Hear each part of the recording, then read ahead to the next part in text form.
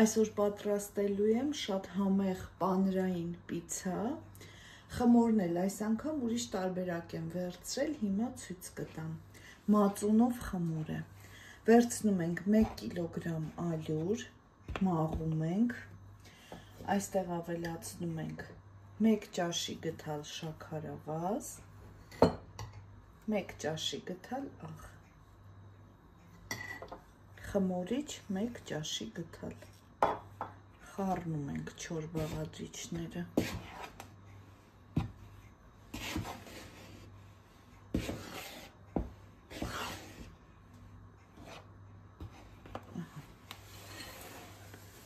Վերցնում ենք 100 գրամ մածուն,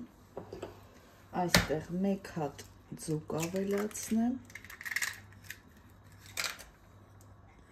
բուսայուղ 70 մլ,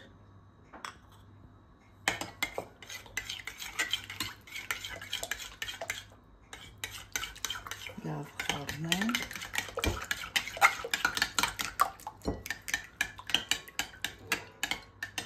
և 700 մլ տաք ջուր։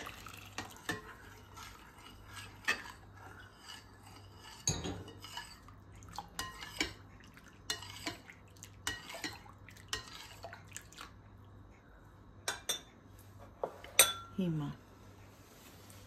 այս զանգվածով հունցելու ենք մեր խմորը։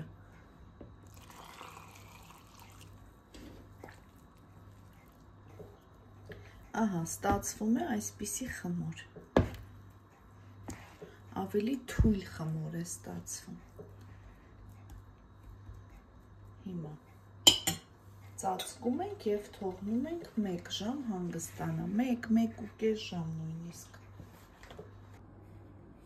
Տեսեք խմորը ինչքան լավ է ստացվել։ Թույլ փափուկ խմոր է։ Այս խմորով պատրաստում եմ ես 3 հատ լավ մեծ ընտանեկան պիցցա։ Հիմա արդեն մեկը բացել եմ, մի քիչ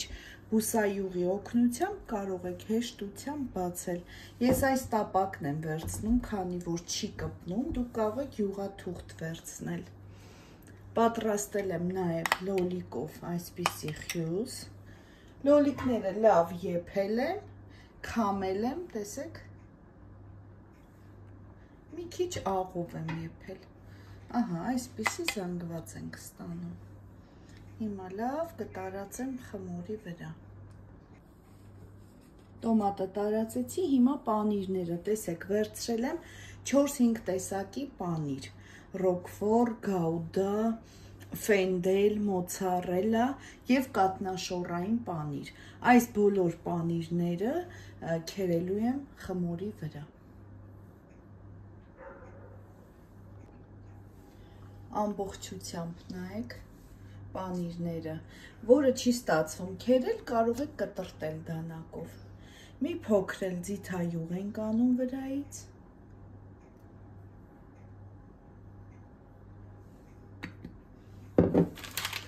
Եվ օրեգանո։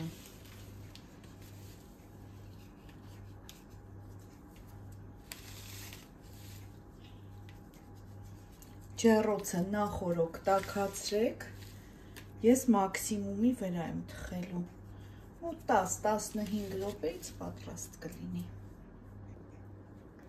Տեսեք ինչքան լավ է ստացվել, խմորը փափուկ, տեսեք, շատ լավ խմոր է, անպայման փորձեք այս տարբերակով, այսքանը բարի ախորժակ, ցտեսություն։